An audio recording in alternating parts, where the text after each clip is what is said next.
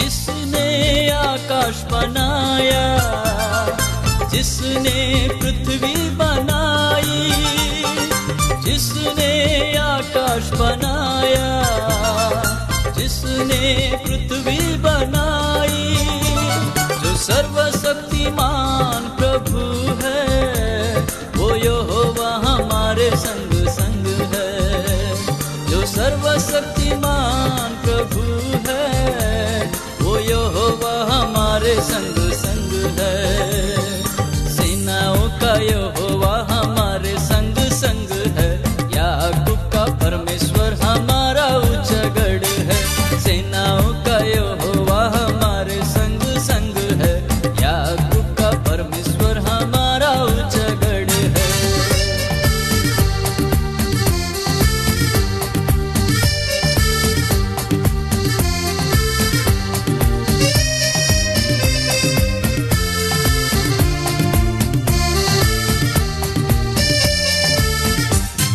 समुंदर को जिसने दो भागा, जंगल में मार्ग निकाला। समुंदर को जिसने दो भागा, जंगल में मार्ग निकाला। जो वायदे को करता है पूरा, वो यहोवा हमारे संग संग है। जो वायदे को करता है पूरा, वो यहोवा हमारे संग संग है। सेनाओं का यहोवा हमारे संग संग है। याकूब का परमेश्वर हमारा ऊंचा गढ़ है। सेनाओं का यहोवा हमारे संग संग है। याकूब का परमेश्वर हमारा ऊंचा गढ़ है।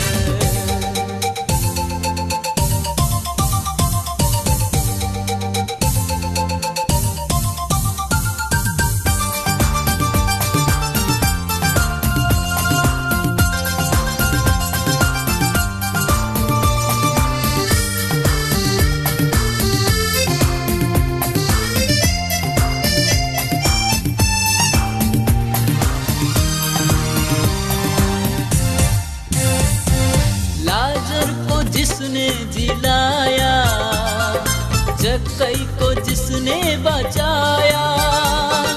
लाजर को जिसने जिलाया, जक्कई को जिसने बचाया। जिसके लिए सब कुछ हो संभव, वो यहोवा हमारे संग संग है। जिसके लिए सब कुछ हो संभव, वो यहोवा हमारे संग संग है। सेनाओं का यहोवा हमारे संग संग है। याकूब का परमेश्वर हमारा ऊंचा गढ़ है। सेनाओं का यहोवा हमारे संग संग है। याकूब का परमेश्वर हमारा ऊंचा गढ़ है। आओ प्रार्थना કરીએ। હાલેલુયા, ધન્યવાદ પ્રભુ, તમારો આભાર, તમારી સ્તુતિ કરીએ છીએ। તમારામાં તમે અમને આશીર્વાદિત કર્યા। એક સમય અમે મરેલા, પણ ઈસુ ખ્રિસ્તમાં તમે અમને જીવન કર્યા અને તમારામાં એ જીવન તમે અમને આપ્યું, ભરપૂર જીવન આપ્યું। તમારો આભાર માનતા તમારી સ્તુતિ કરીએ છીએ પ્રભુ। તમારી મંડળીમાં અમને સ્થાપ્યા અને આશીર્વાદિત કર્યા કે અમે તમારામાં વૃદ્ધિ પામીએ અને પ્રભુ તમારી સ્તુતિ કરતા તમારી હજુરમાં નમીએ છીએ। તમારા નામને ધન્યવાદ આપીએ છીએ, તમારી આરાધના કરીએ છીએ પ્રભુ। આજની અમારી આ સંગત આશીર્વાદિત કરો। તમારા વચનની સત્યતા અમારા જીવનમાં પ્રગટ થવા દો અને પ્રભુ તમારા મુખનો પ્રકાશ અમારા પર પાડો। પવિત્ર આત્માની દોરવણીમાં અને સમજણમાં વૃદ્ધિ પામવા કૃપા આપો પ્રભુ। ઈસુમાં અમારી પ્રાર્થના માન્ય કરો, આમેન। હાલેલુયા। પ્રભુ ઈસુના નામમાં આપ સર્વનો આવકાર કરું છું અને આપણે આ દિવસોમાં જે વચન શીખી રહ્યા છે, what is our true identity in Christ Jesus. ઈસુ ખ્રિસ્તમાં મારી ને તમારી સાચી ઓળખ શું છે અને એક નવી આગવી ઓળખ આજે આપણે પ્રભુના વચનોમાં જોવા માંગીએ છીએ અને એ તો એ છે કે we become living stones when we are united with Jesus Christ through faith। આપણે જીવંત પથ્થર તરીકે ઈસુ ખ્રિસ્તમાં મેળવાયા છે અને એ બહુ અદ્ભુત આઈડેન્ટિટી ઈસુ ખ્રિસ્તમાં મને તમને મળી છે કે આપણે જીવંત છીએ અને જીવન પથ્થર સમાન આપણને ઈસુ ખ્રિસ્તમાં મેળવવામાં આવ્યા છે અને માટે જ્યારે ઈસુ ખ્રિસ્ત પરના વિશ્વાસમાં આપણે તેમની સાથે જોડાઈએ છીએ ત્યારે આપણે જીવન પથ્થર બનીએ છીએ. અને પ્રભુનું વચન પિત્તરનો પહેલો પત્ર તેનો 2 અધ્યાય 4 ને 5મી કલમમાં આ પ્રમાણે નોંધ્યું છે. પિત્તરનો પહેલો પત્ર 2 અધ્યાય 4 ને 5મી કલમ. જે જીવન પથ્થર છે, જેમને માણસોએ નકાર્યા હતા ખરા, પણ જે ઈશ્વરથી પસંદ કરાયેલા તથા મૂલ્યવાન છે, તેમની પાસે આવીને તમે પણ જીવન પથ્થરોના જેવા આત્મિક ઘરોમાં ચણાયા છો. અને જે આત્મિક યજ્ઞ ઈસુ ખ્રિસ્ત દ્વારા ઈશ્વરને પ્રસન્ન છે, તે યજ્ઞ કરવાને માટે તમે પવિત્ર યાજક વર્ગ થયા છો. આ પ્રભુનું વચન છે. અને ત્યાં પિત્તર એ મંડળીને, સતાવણી પામેલી મંડળીને, તકલીફમાંથી પસાર થઈ રહેલી મંડળીને એ જણાવી રહ્યા છે કે તમે જીવન પથ્થરની જેમ ઈસુ ખ્રિસ્તમાં મેળવાયા છો. ઈસુ ખ્રિસ્ત એ જીવન પથ્થર છે, મૂલ્યવાન પથ્થર છે, અને એની સાથે તમે હવે જોડાયા છો, માટે તમે પણ જીવંત થયા છો. આ એ મંડળીને આ પિત્તર લખી રહ્યા છે કે જે મંડળી અન્ય વિશ્વાસ કરનારા લોકો જેમાં જોડાયેલા હતા, વિશેષ કરીને ગ્રીક અને બીજી સંસ્કૃતિમાંથી આવનારા લોકો. અને એવા લોકોને માટે અહીંયા આગળ પિત્તર આ શબ્દ વાપરે છે કે તમે પણ હવે ઈસુ ખ્રિસ્તની સાથે જોડાયા છો, માટે તમે જીવંત થયા છો. એક સમય તમારામાં જીવન નહોતું, પણ હવે તમે જીવંત થયા છો. અને એ જીવન પથ્થરની વાત અહીંયા આગળ કરવામાં આવી છે. જો આપણે બાબત જોઈએ મહત્વની, તો ઈસુ ખ્રિસ્ત એ ખૂણાનો મુખ્ય પથ્થર છે. ઈસુ ખ્રિસ્તના માટે લખવામાં આવ્યું છે કે ઈસુ ખ્રિસ્ત એ જીવન પથ્થર છે. મનુષ્ય દ્વારા નકારાયેલો હતો, પણ ઈશ્વર દ્વારા પસંદ કરાયેલો અને મૂલ્યવાન પથ્થર. અને આગળ વધતા પાઉલ પિત્તર એ પહેલા પિત્તર તેને 2 અધ્યાયની 6 અને 7મી કલમની અંદર એ આ પ્રમાણે નોંધે છે. પહેલો પિત્તર 2 અધ્યાય 6 અને 7મી કલમ. કારણ કે જે શાસ્ત્રમાં લખેલું છે, જુઓ, પસંદ કરેલો તથા મૂલ્યવાન એવો ખૂણાનો મુખ્ય પથ્થર હું સિયોનમાં મૂકું છું. જે તેના પર વિશ્વાસ કરે છે તે શરમાશે નહીં. માટે તમે વિશ્વાસ કરનારાઓને સારું તે મૂલ્યવાન છે, પણ અવિશ્વાસીઓ માટે તો તે જે પથ્થર બાંધનારાઓએ નકાર્યો હતો તે જ ખૂણાનો મુખ્ય પથ્થર થયો છે. અને આગળ જૂના કરારની 2 કલમોને, 2 અલગ અલગ ભવિષ્યવાણીને ટાંકીને પિત્તર ઈસુ ખ્રિસ્તના માટે એ મૂલ્યવાન પથ્થર, ખૂણાનો મુખ્ય પથ્થર એ રીતે નોંધવામાં આવે છે, જે પથ્થરને નકારી કાઢવામાં આવ્યો હતો. અને આપણે જોઈએ તો યશાયા તેનો 28મો અધ્યાય અને 16મી કલમમાં એ કહે છે કે ઠેસ ખવડાવનાર એ મૂલ્યવાન પથ્થર હું સિયોનમાં મૂકું છું, તે ખૂણાનો મુખ્ય પથ્થર છે. એવું ત્યાં યશાયા પ્રબોધક દ્વારા નોંધવામાં આવ્યું. અને જે બીજું છે, જે પથ્થર બાંધનારાઓએ બાતલ કર્યો હતો, નકાર કર્યો હતો, તે જ ખૂણાનો મુખ્ય પથ્થર થયો.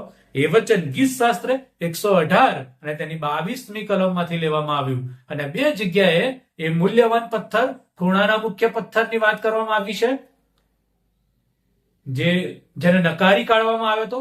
પણ એ જ મુખ્ય પથ્થર એ લોકોના માટે હવે ઠેસ ખવડાવનાર પથ્થર કે તમે કરણીઓથી નહીં, કેવળ વિશ્વાસથી જ તારણ પ્રાપ્ત કરી શકો છો. અને આ ઈસુ ખ્રિસ્ત એ મૂલ્યવાન જીવંત પથ્થર છે. એવું અહીંયા આગળ નોંધવામાં આવ્યું. જૂના કરારની એ વાત અને અહીંયા આગળ એને નોંધવામાં આવ્યું ખૂણાનો મુખ્ય પથ્થર, જેની પર આખી બાંધણી ટકી રહેલી હોય.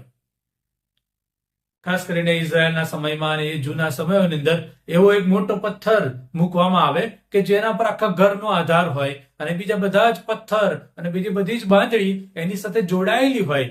બધાનો આધાર એ ખૂણાના એક મુખ્ય પથ્થર ઉપર હોય કે જેના ઉપર આખું ઘર ટકી રહ્યું હોય. અને ઈસુ ખ્રિસ્ત માટે શબ્દ વપરાય કે એ જ ખૂણાનો મુખ્ય પથ્થર બન્યો છે, જેને નકારી કાઢવામાં આવ્યો હતો, જેને લોકોએ ધિક્કારી કાઢ્યો, જેને મારી નાખવામાં આવ્યા, પણ એ ખૂણાના મુખ્ય પથ્થર બન્યા છે. અને હવે મારી તમારી નવી આઈડેન્ટિટી આ ખૂણાના મુખ્ય પથ્થર સાથે જોડાવાથી આવે છે કે આપણે પણ જીવંત પથ્થર બન્યા છે. હાલેલુયા, પ્રભુનો આભાર કે આ બહુ અદ્ભુત જે રૂપક અહીંયા આપવામાં આવ્યું છે કે આપણે ઈસુ ખ્રિસ્તમાં જોડાવાથી જીવંત પથ્થર બન્યા છે. અને માટે ખ્રિસ્તની પાસે આવવાથી આપણે જીવન પ્રાપ્ત કરીએ છીએ. અને એ જીવન ઈસુ ખ્રિસ્તનું છે કે જે મારામાં આવ્યું છે. એફેસોને પત્ર તેનો 2 અધ્યાયની શરૂઆતમાં કહે છે કે તમે પાપમાં મરેલા હતા, આજ્ઞાભંગના દીકરા હતા અને તમે મરેલા હતા. પણ કહે છે કે ઈસુ ખ્રિસ્તમાં આપણને જીવંત કરવામાં આવ્યું. પ્રભુના પ્રેમ છે કે જે પ્રેમમાં ઈસુ ખ્રિસ્તમાં હું ને તમે જીવંત કરાયા, ઈસુની સાથે ઉઠાડવામાં આવ્યા અને આપણે હવે જીવતા છે, જીવન પથ્થર. અને આ જીવન પથ્થર એ ઈશ્વર દ્વારા મારે અને તમારા માટે બહુ અલગ અને આગવું સ્થાન છે.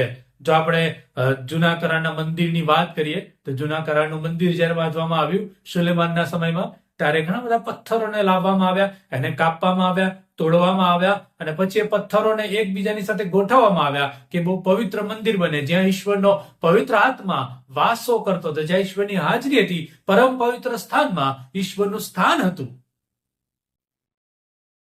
એ જૂના કરારના મંદિરની વાત છે કે જ્યાં પથ્થરોને શેપ આપીને, કાપીને અને સરસ કરીને એ જોડવામાં આવ્યા અને એ રીતે મંદિર બન્યું. અહીંયા આગળ આપણે હવે ઈસુ ખ્રિસ્તમાં જીવન દ્વારા, વિશ્વાસ દ્વારા આપણે જીવંત પથ્થર બન્યા છે.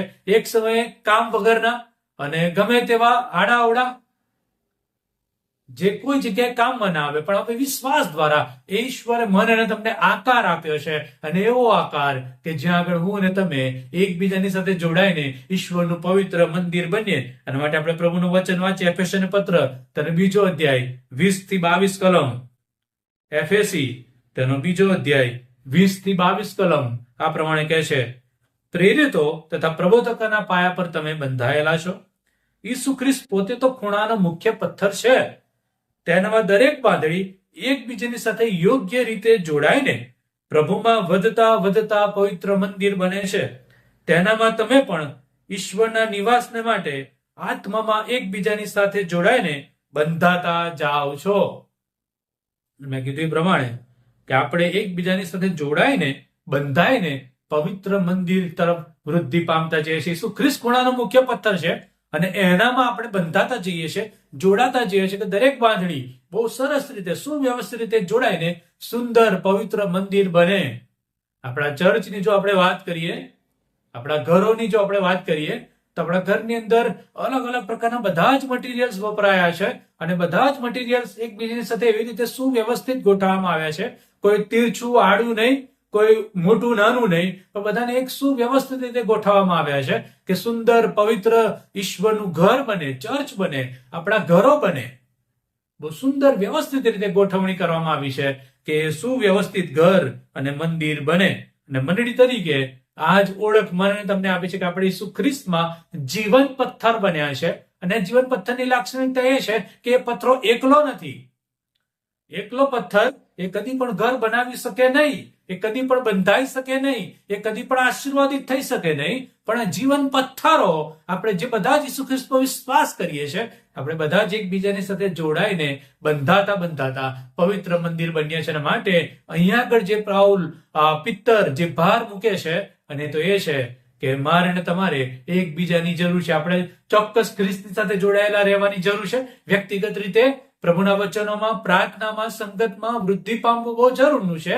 પણ એથી પણ વિશેષ બહુ જ બીજી મહત્વની બાબત છે કે જેના વગર પહેલી બાબત પૂરી થતી નથી. અને એ તો એ છે કે આપણે એકબીજાની સાથે જોડાયેલા છીએ. આપણે એકબીજાની સાથે જોડાયેલા છે. આપણે જીવન પથ્થરો છે, એકબીજાની સાથે જોડાયેલા છે. અને એમ ઈસુ ખ્રિસ્તમાં વિશ્વાસથી એકબીજાની સાથે જોડાતા જોડાતા આપણે પવિત્ર મંદિર બનીએ છીએ. અને પવિત્ર આત્માનું કાર્ય છે કે મન અને તમને આકાર આપે છે, શેપ આપે છે, ઘડે છે. જ્યાં તોડવાનું છે ત્યાં તોડે છે, જ્યાં ઘસવાનું છે ત્યાં ઘસવામાં આવે છે. પણ એ પથ્થરને સુવ્યવસ્થિત રીતે ગોઠવવામાં આવે છે કે જેથી બધા જ એકબીજાની સાથે જોડાય અને સુંદર ઘર તૈયાર થાય, સુંદર મંદિર તૈયાર થાય, સુંદર મંડળી તૈયાર થાય. અને માટે આપણે બધા જ અલગ અલગ છીએ. આપણી આવડત અલગ અલગ છે, આપણું જ્ઞાન અલગ અલગ છે, આપણી સમજણ અલગ અલગ છે. પણ બધા જ અલગ અલગ હોવા છતાં ઈસુ ખ્રિસ્તમાં વિશ્વાસથી એક જ બાંધણીથી બાંધવામાં આવ્યા છે. જેમ ઘરની અંદર બધું જ અલગ અલગ, રેતી અલગ છે, કપચી અલગ છે, સિમેન્ટનું કામ અલગ છે, ઈંટ અલગ છે, હે ને, સળિયા અલગ છે, અને ટાઇલ્સ ને ઘણું બધું આપણે કહી શકીએ તો બધું અલગ અલગ છે. પણ એને એવી રીતે ગોઠવવામાં આવે, એવી રીતે બાંધવામાં આવે કે કોઈ અલગ દેખાય નહીં, એક જ દેખાય અને સુંદર બાંધણી તૈયાર થાય. એવી જ રીતે મંડળીમાં આપણે બધા જ અલગ અલગ છે, અલગ અલગ વિશ્વાસના છે, અલગ અલગ વિચારના છે. કોઈકનો વિશ્વાસ સ્ટ્રોંગ છે તો કોઈકનો નબળો પણ છે. પણ મને અને તમને ઈસુ ખ્રિસ્તમાં સુવ્યવસ્થિત ગોઠવવામાં આવ્યા છે. અને આ સમજણ પ્રાપ્ત કરવી જરૂરી છે કે આપણે કોમ્યુનિટી લાઈફમાં જીવીએ છીએ, એ ગેધરિંગમાં જીવીએ છીએ કે જ્યાં આપણે બધાની જરૂર છે. હું એવું ના કહી શકું કે મારે તમારી જરૂર નથી. આપણે જીવન પથ્થર છીએ, એકબીજાની જરૂરમાં બંધાતા પવિત્ર મંદિર બનીએ છીએ. અને આત્મિક ઘર બનાવવા માટે મને તમને પસંદ કરવામાં આવે છે, આત્મિક મંડળી બનાવવા માટે આપણને પસંદ કરવામાં આવી છે. એ આત્મિક બાંધણી માટેની જીવન પથ્થરની ઓળખ છે. મંડળી બાંધવા, ઈશ્વરનું પવિત્ર સ્થાન તૈયાર કરવા કે જે ઈશ્વરનો આત્મા વસતો હોય. જેમ મેં કીધું એ પ્રમાણે જૂના કરારમાં તો સુલેમાને જે મંદિર બનાવ્યું એમાં પરમ પવિત્ર સ્થાનમાં ઈશ્વરની હાજરીનો અનુભવ કરવામાં આવતો હતો. પણ એક સમય એવો આવ્યો કે મંદિર તૂટી ગયું. ને પાઉલ એ 1 કોરિન્થી તેના 3 અધ્યાયની અંદર અને 6 અધ્યાયની અંદર એ છેલ્લા ભાગમાં કહે છે કે તમે હવે જીવતા દેવનું મંદિર છો અને ઈશ્વરનો પવિત્ર આત્મા તમારામાં વાસો કરે છે. હું ને તમે, આપણા શરીરનો જીવતા દેવનું મંદિર છે કે જ્યાં ઈશ્વર વાસ કરે છે, ને હું ને તમે ખ્રિસ્તની મંડળી આપણે જીવતા દેવનું મંદિર છે. અને હવે ઈશ્વર એ મારી ને તમારી મધ્ય વાસો કરે છે. હાલેલુયા! આ બહુ મહાન બાબત, બહુ મહાન સમજણ મારે તમારે જાણવાની જરૂર છે. જે પ્રભુનું વચન જણાવે છે કે હવે ઈશ્વર હાથે બાંધેલા મંદિરોમાં રહેતો નથી, એ ચર્ચની અંદર રહેતા નથી, પણ એ જ્યાં પ્રભુના લોકો ભેગા થાય, જ્યાં ઈશ્વરની સંગત હોય, જ્યાં પ્રભુનો મહિમા થાય, એ જગ્યાએ ઈશ્વરની પવિત્ર હાજરી છે. અને એ મંડળીની અંદર ઈશ્વરની પવિત્ર હાજરી છે એમ આપણે જોઈએ છે. જો આપણે ધ્યાનથી જોઈએ તો પિત્તર માટે ઈસુ ખ્રિસ્ત કહે છે કે તું પથ્થર છે અને તારા પર હું મંડળી બાંધીશ. તું કેફા છે, પથ્થર છે, તારા પર હું મંડળી બાંધીશ. એ વિશ્વાસમાં જ્યારે હું ને તમે પણ ઈસુ ખ્રિસ્તને પ્રભુ તરીકે સ્વીકારીએ છીએ, જીવતા દેવના દીકરા તરીકે સ્વીકારીએ છીએ, આપણા ઉદ્ધારનાર તરીકે સ્વીકારીએ છીએ, ત્યારે આપણે પણ એ ખ્રિસ્તની મંડળીમાં જીવન પથ્થરની જેમ ચણાતા જઈએ છીએ. માટે નો યોર આઈડેન્ટિટી, તમારી આ ઓળખને જાણો, સમજો કે આપણે કોઈ સામાન્ય વ્યક્તિ નથી, સામાન્ય આ જગતની વિચારધારાવાળા લોકો નથી, પણ હું ને તમે ઈસુ ખ્રિસ્તમાં વિશેષ સ્થાન પામ્યા છે કે ઈસુ ખ્રિસ્ત પર વિશ્વાસ દ્વારા ઈસુની સાથે જોડાયા છે અને આપણે જીવંત બન્યા છે. ઈસુ ખ્રિસ્તનું એ મૂલ્યવાન અને જીવંત બાબત એ મારી ને તમારી બની છે કે આપણે પણ હવે મૂલ્યવાન છીએ અને જીવંત છીએ. એ મારી ને તમારી આઈડેન્ટિટી છે. અને માટે જ stay connected with Christ and stay connected with each other. અને માટે જે બીજી બાબત છે કે તમે ખ્રિસ્તની સાથે જોડાયેલો, આ જીવન પથ્થરની જે ઓળખ છે ને એ ખ્રિસ્તની સાથે જોડાયેલા રહેવાથી છે.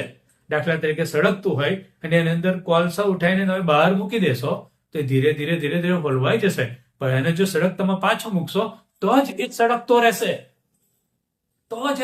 રહેશે, જીવંત રહેશે. અને એવી જ રીતે મારે તમારી આ આઈડેન્ટિટી ઈસુ ખ્રિસ્તની સાથે જોડાયેલા રહેવાથી છે. માટે એની સાથે જોડાયેલા રહેવું એ ખૂબ જ જરૂરી છે. એનાથી અલગ આપણે કદી પણ જીવંત બની શકતા નથી. જીવંત રહેવાના માટે ઈસુ ખ્રિસ્તનું જીવન મારામાં હોય એ બહુ જરૂરનું છે, એ ખૂબ જ જરૂરનું છે. અને માટે આપણી જાતની તપાસ કરવાની જરૂર છે કે આપણે શું જોડાયેલા છે. અને એમાં જ બીજી બાબત કે stay connected with each other. હવે આ જીવન જે ઈસુ ખ્રિસ્તમાં જોડાવાથી મળ્યું છે એ મારા એકલા માટે નથી, એ એકલું એટલું આશીર્વાદિત નથી, પણ સાથે મળીને એ આશીર્વાદિત છે. એના માટે ઈસુ ખ્રિસ્ત પણ કહે છે કે જે 2 કે 3 મારા નામે એકઠા મળ્યા છે ત્યાં હું હાજર છું. અને માટે આપણે જયારે એકઠા મળીને પ્રભુનું ભજન કરીએ, એકઠા મળીને પ્રભુની સેવા કરીએ, એકઠા મળીને પ્રાર્થનામાં જોડાઈએ, પ્રભુનું મુખ શોધીએ, ત્યારે ઈશ્વરની પવિત્ર હાજરીનો અનુભવ આપણે કરીએ છીએ. અને માટે કોઈ પ્રભુના સેવકે એ પ્રમાણે કીધું છે કે એકલો વ્યક્તિ વિશ્વાસ કરે અને પ્રભુનું કાર્ય કરે એથી વિશેષ વધારે આશીર્વાદિત છે કે વધારે લોકો ભેગા થઈને વિશ્વાસ કરે અને પ્રભુનું કાર્ય કરે, અને એ વધારે ફળ આપે છે, એ વધારે આશીર્વાદિત છે. અને માટે આપણે એકબીજાની સાથે જોડાતા શીખીએ એ ખૂબ જ જરૂરી છે. અને કેવી રીતે? પ્રભુના વચનમાં, પ્રાર્થનામાં, તેની આરાધનામાં, એ સંગતમાં આપણે વ્યક્તિગત રીતે અને સાથે મળીને પ્રભુમાં વૃદ્ધિ પામી શકીએ છીએ. અને માટે જ મંડળીનું મહત્વ છે કે આપણે એકલા નથી, પણ મંડળીની અંદર જોડાયેલા છે કે જ્યાં બધા જ લોકો છે, જ્યાં બધા જ વિશ્વાસ કરનારા છે, જેની સાથે જોડાઈને આપણે વૃદ્ધિ પામવાનું છે. માટે એકબીજાની સાથે જોડાવું એટલું જરૂરનું છે. અને ત્યાં આગળ જો આપણે પ્રભુનું વચન વાંચ્યું, 1 પિત્તર અને તેનો 2 અધ્યાય અને તેની 4થી અને 5મી કલમ જે આપણે વાંચી, ત્યાં આગળ કહે છે કે આપણે પવિત્ર યાજક વર્ગ થયા છે. હવે પવિત્ર યાજક વર્ગ થયા છે, આપણે જીવન પથ્થર સમાન. હવે આપણને એ સેવા આપવામાં આવી છે કે આપણે એકબીજાને માટે મધ્યસ્થી કરીએ, એકબીજાને માટે પ્રાર્થના કરીએ, એકબીજાને માટે ઉત્તેજન આપીએ, આભાર સ્તુતિના અને આરાધનાના અર્પણો ઈશ્વરને ચડાવીએ.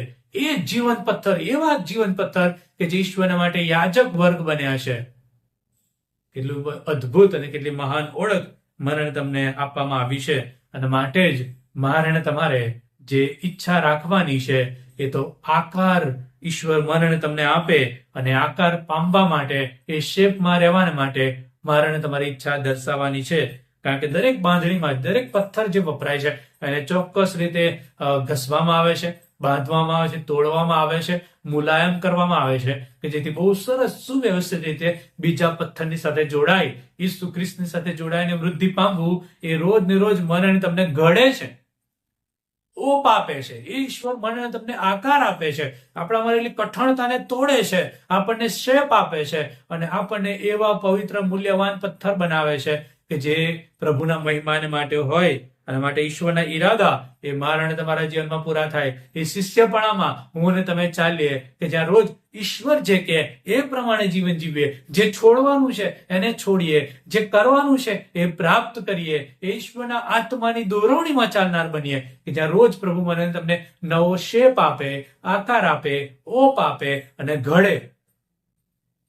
આપણે પેલું ગીત ગયા છે, પ્રભુ તુજી ઈચ્છા પ્રમાણે કર, હું છું મટોળી, તું છે કુંભાર, તુજને ગમતું રૂપ ઘડજે મારું, ઉપયોગી પાત્ર કરજે તારું. પ્રભુની ઈચ્છામાં એ આપણને ઘડે, બાંધે અને તોડે અને એવું ઉપયોગી પાત્ર બનાવે કે આપણે જીવન પથ્થર સમાન બને. માટે જે મહત્વની યાદ રાખવાની વાત છે કે ઈસુ ખ્રિસ્ત ખૂણાનો મુખ્ય પથ્થર છે, એ મૂલ્યવાન પથ્થર છે, એ જીવંત છે અને એની સાથે આપણે જોડાયા છે. અને માટે આપણે પણ હવે જીવંત થયા છે, આપણે પણ મૂલ્યવાન બન્યા છે.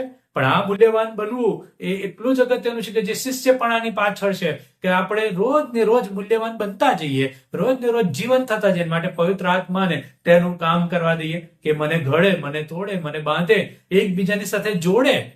અને જે મહત્વની બાબત છે આપણે યાદ રાખવાની કે આપણી આ આઈડેન્ટિટી એકલી નથી, પણ આપણે બધાની સાથે વહેંચીએ છીએ, કે આપણે મંડળી તરીકે એકબીજાની સાથે જોડાયેલા છે. આપણે પવિત્ર યાજક વર્ગ બન્યા છે કે જે પ્રભુનો મહિમા કરે, આરાધના કરે, પ્રભુની સ્તુતિ કરે, અને આપણે આત્મિક અર્પણ ચડાવવા માટે તૈયાર થઈએ. અને આ સમજવા પ્રભુ આપણને કૃપા પૂરી પાડે.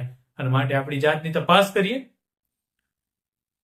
અને આપણા જીવનને પ્રભુની આગળ ખુલ્લું કરીએ. ઈસુ ખ્રિસ્તની પાસે આવવાથી, આપણે મુખ્ય પથ્થરની સાથે જોડાવાથી આપણે પણ હવે જીવંત બન્યા છે. અને માટે જીવંત રહેવું એ ખૂબ જ આશીર્વાદિત છે. એકબીજાની સાથે જોડાયેલા રહેવું એ ખૂબ જ આશીર્વાદિત છે. ઈસુ ખ્રિસ્તને આધારિત રહેવું, એના વિશ્વાસમાં મજબૂત થવું એ ખૂબ જ આશીર્વાદિત છે. પ્રભુ આપણને રોજ ને રોજ એના શિષ્યપણામાં નવો શેપ આપે, આકાર આપે, ઘડે, ઓપ આપે અને તૈયાર કરે કે આપણે વધારે ને વધારે મૂલ્યવાન અને જીવન પથ્થર બનતા જઈએ અને પ્રભુના મહિમાને માટે પવિત્ર મંદિર બનતા જઈએ. પ્રભુ એમ સમજવા કૃપા આપે. પ્રાર્થના કરીએ. હાલેલુયા. Thank you Jesus. પ્રભુ તમારો આભાર.